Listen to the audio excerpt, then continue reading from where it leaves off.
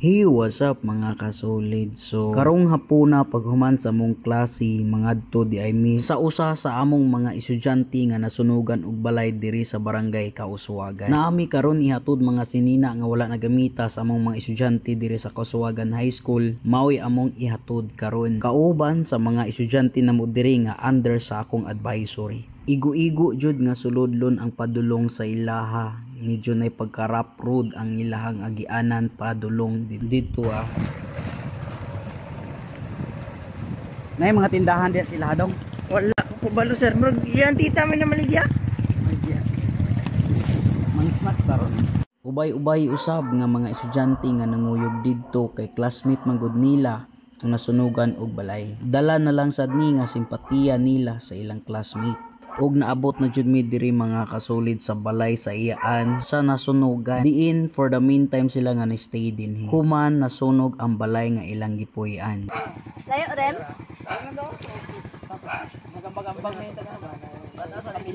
Og amo na dayong gidala ang mga sinina diin giniusa kini gikan sa mga estudyante dala tabang sa nasunugan.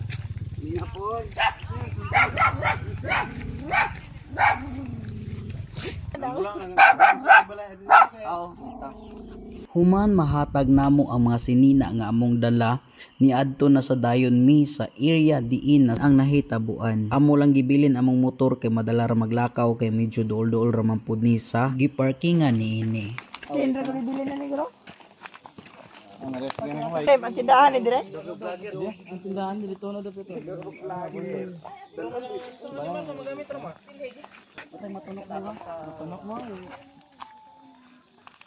Ang hinungdan sa pagkasunog ani mga kasolid ang switch nga dunay ground kay bisan og switch off kini musiga lang gyapon ang suga nya ilarang gipasagdan mao'y hinungdan sa pagkasunog ni ining maong balay ug wala kini kabantay kaatulman nga wala dinha ang tagbalay ug lagi usab kini og mga silingan. Maong paguli nila mao na lang ni ilang nasaksihan nga gikaon na sa kalayo ang ilang balay. Ang tanan nga naa sa sulod hurot ug kapulbos. May gani wala maapil ang ilang binuhi nga baboy nga gibutang sa kamay.